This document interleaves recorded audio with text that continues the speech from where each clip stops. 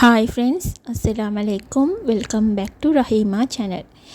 இன்றைக்கி என்ன என்று சொன்னால், நார்மலாக ஸ்ரீலங்காவில் இருக்கிற வீடுகளில் சிம்பிளான லஞ்ச் எந்த மாதிரி இருக்குமென்றது தான். இன்றைக்கி எங்களோட வீட்டில் சிம்பிளாக இல்லை, ஆனால் நாங்கள் சிம்பிளாக செய்யக்கூடிய லஞ்ச் எந்த மாதிரின்றதை உங்களோட ஷேர் பண்ணிக்கொள்கிறேன்.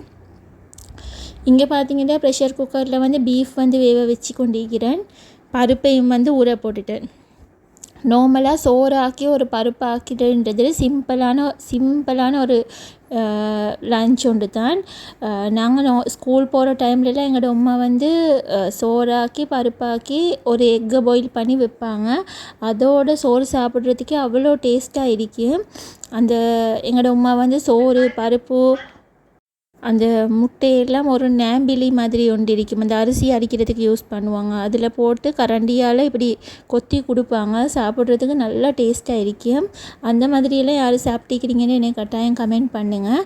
இன்றைக்கி பார்த்தீங்கன்னா நாங்கள் பருப்பு ஆக்குறோம். மூட்டில் பருப்பு கொஞ்சம் டிஃப்ரெண்ட்டாக தாளிச்சி கொட்டி ஆக்குறோம். இங்கே எங்களோட சமையலுக்கு தேவையான வெங்காயம் தக்காளி அதெல்லாம் ஒரு சைடில் வெட்டி கொள்கிறேன். பருப்பை பார்த்திங்கன்னா ஊற வச்சுட்டு கழுவ போல் ஒரு 1/2 hour போல் ஊற வைங்க. ஊற வச்சுட்டு கழுவ போல் நல்லா உரசி கழுவுங்க. எப்போவுமே நான் என்னோடய வீடியோஸில் ஸ்டார்டிங்கில் உங்கள்கிட்ட நிறைய ஷேர் பண்ணிக்கிறேன். பருப்பு கழுவ போல் நல்லா உரசி கழுவணும். அப்போ தான் அந்த பருப்பில் ஒரு நல்ல டேஸ்ட்டும் ஒரு வாசமும் வரும். பருப்பை பார்த்திங்கன்னா அடுப்பில் வச்சிட்டேன். பருப்பை விட கொஞ்சம் கூடையாக தண்ணி வச்சுட்டு ஒரு வெங்காயம் 2-3 க்ரீன் சில்லி ஒரு 1/2 தக்காளி ஜிஞ்சர் கார்லிக் பேஸ்ட் ஒரு 1/2 டீஸ்பூன் மாதிரி சேர்த்திக்கிறேன். இதெல்லாம் பருப்போடு சேர்த்தே வேக வச்சுக்கோங்க. அதோடு பார்த்திங்கன்னா சில்லி ஃப்ளேக்ஸ், நாங்கள் ஸ்ரீலங்கன்ஸ் பார்த்திங்கன்னா சில்லி ஃப்ளேக்ஸ் நிறைய யூஸ் பண்ணுறோம். இந்தியன் ரெசிபீஸ் நிறைய பார்த்திக்கிறேன். இந்த சில்லி ஃப்ளேக்ஸ் அவ்வளோவா யூஸ் பண்ணுறீங்க இல்லை.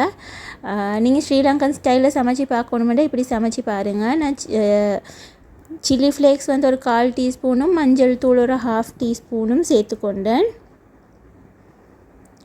அதோடைய ஏலக்காய் சேர்த்திக்கிறேன். ஒரு 2-3 ஏலக்காவை தட்டி சேர்த்திக்கிறேன். நான் உப்புமே ஸ்டார்டிங்லேயே சேர்த்துக்கொள்கிறேன். இங்கே பார்த்தீங்கன்னா பீஃபை வேக வச்சு எடுத்துக்கிறேன். பீஃப் வேக வைக்கிறதுக்கு உப்பு மஞ்சள் சில்லி பவுடர் கொரக்கானா நீங்கள் கொடம்புளி என்று சொல்லுவீங்க இந்தியன்ஸ். அதை தான் நாங்கள் ஸ்ரீலங்காவில் கொரக்காண்டுவோம். கொரக்கா 2 துண்டு, வெனிகர் ஒரு 2 டீஸ்பூன் மாதிரி சேர்த்தா இறைச்சி நல்லா சாஃப்டாக வெந்து வரும். அதனால தான் அதையும் சேர்த்து ஒரு 6 விசிலுக்கு பீஃபை நல்லா வேக வச்சு எடுத்துக்கொண்டேன். நாங்கள் நான் ஃபஸ்ட்டுக்கே சொன்ன மாதிரி சோறாக்கி பருப்பாக்கி வேறு என்ன செய்ய போகிறோம்னா இறைச்சி சம்பல் செய்ய போகிறோம். நீங்கள் இதாக உங்களோட ஊரில் சிம்பிளான டிஷ்ஷுன்னு கேட்பீங்க. நான் என்ன சொல்ல வரேன்டா, சில வீடுகளில் சிம்பிளாக சமைக்கிறதா இருந்தால் கருவாடு சம்பல் செய்வாங்க பருப்போட. இங்கே பார்த்தீங்கன்னா சைடில் எங்களோட பருப்பும் நல்லா வெந்தத்தோடு கொஞ்சம் கரண்டியால் நல்லா மசிச்சு விட்டுட்டு அதுக்கு பிறகு பார்த்தீங்கன்னா நல்லா திக்கான ஃபர்ஸ்ட் பால் தானே அது சேர்த்துக்கொள்கிறேன். இன்றைக்கி நான் ரெடிமேட் பால் தான் சேர்த்திக்கிறேன், தேங்காய் பால். நீங்கள் ஃப்ரெஷ் பால் சேர்க்குறீங்கன்னா நல்லா ஃபர்ஸ்ட்டுக்கு எடுக்கக்கூடிய திக்கான பாலை சேர்த்து அதை ஆஃப் பண்ணி ஒரு சைடில் வச்சுக்கொள்கிறேன். இங்கே பருப்புக்கு தேவையான தாளிக்கிறதுக்கு நான் பீஃப் சம்பல் செய்ய போகிற அதே சட்டியிலே தாளித்து கொள்கிறேன். கொஞ்சமாக ஆயில் சேர்த்துட்டு ஒரு 1/2 வெங்காயத்தையும், பெரிய வெங்காயம் நீங்கள் சின்ன வெங்காயம் வேண்டால் ஒரு வெங்காயம் சேர்த்துக்கோங்க. அதை ஸ்லைஸ் பண்ணி அது கருவேப்பிலை இதெல்லாம் போட்டு கொஞ்சம் வெங்காயம் பொன்னிறம் வரணும். சைடில் பார்த்திங்கன்னா சோறையும் வேக வச்சுட்டேன். நாங்கள் நார்மலாக அந்த கீரி சம்பான்னு சொல்லுவாங்க, அது தான் எடுத்து சோறு யூஸ் பண்ணுவோம், அரிசி. வெங்காயம் நல்ல பொன்னிறம் வந்ததுக்கு பிறகு சில்லி பவுடர் ஒரு 1/2 டீஸ்பூன் மாதிரி சேர்த்துக்கொள்கிறேன். இவ்வளவு தான் எங்களோட தாளிப்பு, வேறு எதுவுமே சேர்க்க மாட்டேன். சில்லி பவுடர் சேர்க்க போல் சிம்மில் வச்சு தான் சேர்த்துக்கொள்ளணும். அது கொஞ்சம் நேரம் கலர் அந்த வாசம் வரப்போலே அதை எடுத்து நாங்கள் பருப்புக்கு மேலால் ஊற்றிக்கொள்வோம். இந்த அதை மேலால் தாளிப்பை போட்டுட்டு வந்து ஒரே அடியாக மிக்ஸ் பண்ணக்கூடாது. அப்படியே ஒரு மூடி போட்டு வந்து நாங்கள் மூடி வச்சுட்டு நாங்கள் சாப்பாடு இந்த சர்வ் பண்ணுற டைமில் வந்து மிக்ஸ் பண்ணி சாப்பாடை சர்வ் பண்ணினோமேண்டா அந்த பருப்பு நல்லா வாசனையாகிக்கும். இந்த மாதிரி யாரெல்லாம் வந்து தாளித்து கொட்டி பருப்பு செய்வீங்கன்னு சொல்லுங்க. நிறைய பேர் தாளிப்புக்கு வந்து கடுகு சேர்த்துக்கொள்வீங்க. எங்கள் வீட்டில் வந்து கடுகு சேர்த்தா வந்து யாருமே விருப்பம் இல்லை. அதனால் வந்து நாங்கள் சேர்க்கல. நீங்கள் சேர்க்குறதா இல்லையான்னு சொல்லி எனக்கு கமெண்ட் பண்ணுங்கள். இங்கே வந்து அதே நான் தாளித்த சட்டியிலே வந்து கொஞ்சம் ஆயில் கொஞ்சம் எக்ஸ்ட்ராவாக சேர்த்துட்டு பீஃப் எல்லாம் ஃப்ரை பண்ணி எடுக்கிறேன். பீஃப் எல்லாம் பார்த்திங்கன்னா வந்து நல்ல ஒரு பொன்னிறம் வரப்போப்பிலே இறக்கிக்கோங்க. மிச்சம் முருக விட்டிங்கன்னு சொன்னால் வந்து சம்பலுக்கு வந்து டேஸ்ட்டாக வராது. நான் வந்து ஆயில் வந்து கொஞ்சமாகவே சேர்த்து இல்லாட்டி ஆயில் வந்து வேஸ்ட் ஆகும்ன்றதால வந்து ஆயில் கொஞ்சமாகவே சேர்த்து நிறைய பேட்சாக வந்து போட்டு இறைச்சியை வந்து பொரித்து எடுத்துக்கொண்டேன். இங்கே சம்பலுக்கு பார்த்திங்கன்னா நான் பெரிய வெங்காயத்தில் ஒரு 5 வெங்காயம் எடுத்திருக்கிறேன். அதை நல்லா தின்னாக ஸ்லைஸ் பண்ணி எடுத்துக்கொள்ளணும். எப்போவுமே வந்து சம்பல் செய்ய போல் வந்து வெங்காயத்தை நல்லா தின்னாக தான் ஸ்லைஸ் பண்ணி எடுக்கணும். அதோடு வந்து ஒரு 4-5 க்ரீன் சில்லியும் இந்த கேப்சிகமும் என்னோடய வீடியோஸ் வளமையாக பார்க்குறவங்களுக்கு தெரியும். நான் எல்லா ரெசிபிலையும் வந்து இந்த கேப்சிகம் சேர்த்துக்கொள்வேன். அதோட வாசம் பிடிக்குமேன்றதால. அதோடு வந்து பெரிய தக்காளி ஒரு 3 எடுத்துக்கிறேன். அதோடு வந்து கறி லீவ்ஸ் எடுத்துக்கிறேன். ரம்பை வந்து இருந்த சுட்டி ஒரு 2-3 பீஸ் கட் பண்ணி வச்சுக்கொண்டேன் வாசத்துக்கு. என்னோட இறைச்சியை பார்த்திங்கன்னா எப்படி குக் ஆகிக்குதுன்னு உங்களுக்கு பார்க்க போல் விளங்கும். நல்லா சாஃப்டாக ப்ரெஷர் குக் பண்ணி ஒரு 6 விசிலுக்கு குக் பண்ணி எடுத்துகிட்டு இந்த எண்ணெயில் வந்து அது மிச்சமே நாங்கள் அந்த முருகுறத்துக்கு உடலில் அப்போ ஹார்ட் ஆகிடும். நான் வந்து பிரித்து காட்ட போல் உங்களுக்கு விளங்கிக்கும் அது எவ்வளோ சாஃப்டாக ஆகிக்குதுன்னு சொல்லி. பொன்னிறமாவை போலே இறக்கிக்கோங்க. அதோடு வந்து இப்போ நான் ஆயில் வந்து கொஞ்சமாக தானே சேர்த்து வச்சுருந்தேன் பீஃப் ஃப்ரை பண்ணுறதுக்கு. அதே ஆயிலில் வந்து நான் கட் பண்ணி வச்சுருந்தேன் வெங்காயத்தையும் சேர்த்து நல்லா வதக்கி கொள்கிறேன். பார்த்திங்கன்னா நான் வந்து 1 கிலோ பீஃபை வந்து பொரித்து எடுத்திருந்தேன் அந்த அன்றைக்கு.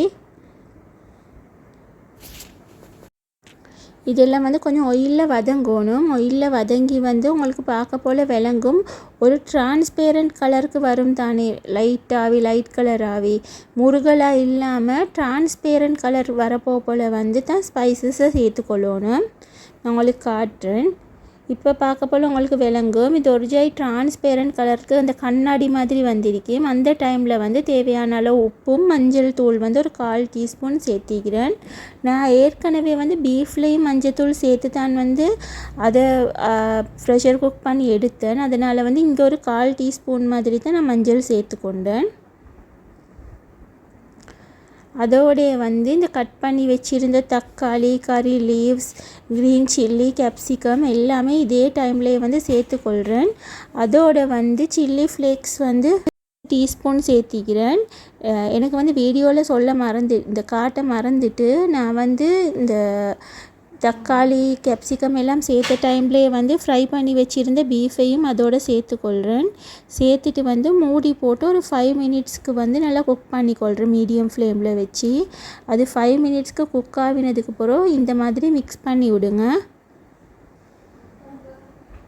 நல்லா மிக்ஸ் பண்ணி விடுங்க. கீழே இருக்கிற இந்த வெங்காயம் எல்லாம் வந்து இந்த இறைச்சியோடு மிக்ஸ் ஆகணும். அதோடு வந்து திரும்பவும் வந்து நீங்கள் குக் பண்ணணும். இதை வந்து அதுக்கு நாங்கள் வந்து ஒரு 1/2 லைம்ட ஜூஸை வந்து இதில் சேர்த்துக்கொள்ளணும். சம்பலில் புளிப்பு டேஸ்ட் வந்து நல்லா இருக்க போல் சம்பல் வந்து இன்னும் டேஸ்ட்டாக இருக்கும். சம்பல் வந்து ஸ்ரீலங்காவுக்கு மலேசியாவில் இருந்து வந்தவங்களால் தான் வந்து இந்த ரெசிபி வந்து ஸ்ரீலங்காவுக்கு வந்துச்சுன்னு சொல்லுவாங்க. நான் மலேசியன் டிஷ் வந்து நிறைய பார்த்துருக்கிறேன். அவங்களோட சம்பல் வந்து கொஞ்சம் தண்ணித்தன்மையாக ஜூஸ் மாதிரி இல்லை, கொஞ்சம் தண்ணித்தன்மையாகிக்கும், தண்ணி விட்ட மாதிரி. ஆனால் ஸ்ரீலங்காவில் வந்து சம்பல் செய்ய போல் அப்படி தண்ணி விட்ட மாதிரி நார்மலாக செய்ய மாட்டாங்க. இப்படி தான் செய்வாங்க. அதுதான் டிஃப்ரென்ஸாக இருக்கும். ஆனால் வந்து மலேசியாவில் தான் நிறைய பேர் வந்து இந்த பீஃப் சம்பல், சிக்கன் சம்பல் எல்லாம் செய்கிற ரெசிபிஸ் நான் பார்த்திக்கிறேன். இது வந்து எங்களுக்கு வெங்காயம் எந்த அளவுக்கு வதங்கணுமோ அந்த அளவுக்கு இப்போ நாங்கள் வதக்கி எடுத்தால் எங்களோட சம்பல் ரெடி ஆகிடும். இதோட உப்பு புளி எல்லாம் டேஸ்ட் பார்த்துக்கோங்க. நான் ஆரம்பத்திலே சொல்ல வந்த மாதிரி ஸ்ரீலங்காவில் வந்து கம்ஃபர்ட் ஃபுட், அந்த சிம்பிள் ஃபுட்டுண்டா ஒரு பருப்பை ஆக்குவாங்க, ஒரு கருவாடை வச்சு நெத்திலி கருவாடை வச்சு ஒரு சம்பல் செய்வாங்க. அப்படி இல்லாட்டி ஈக்கிறவங்க வந்து ஒரு முட்டை சம்பல் செய்வாங்க. அப்படியும் இல்லாட்டி வந்து கோழி சம்பல் செய்வாங்க. அந்த மாதிரி தான் இன்றைக்கி எங்கள் வீட்டில் வந்து சிம்பிளாக பருப்பை ஆக்கி இறைச்சி சம்பல் செஞ்சுருந்தேன். இந்த ரெசிபி வந்து நீங்களும் வீட்டில் செய்வீங்களான்னு சொல்லுங்கள். இந்த மாதிரி அதே மாதிரி இந்த ரெசிபி செஞ்சில்லாதவங்க வந்து நான் காட்டிக்கிற ரெசியூவில் வந்து ட்ரை பண்ணி பார்த்துட்டு டேஸ்ட் எப்படி இருந்துச்சுன்னு சொல்லி கட்டாயம் எனக்கு கமெண்ட் பண்ணுங்கள்.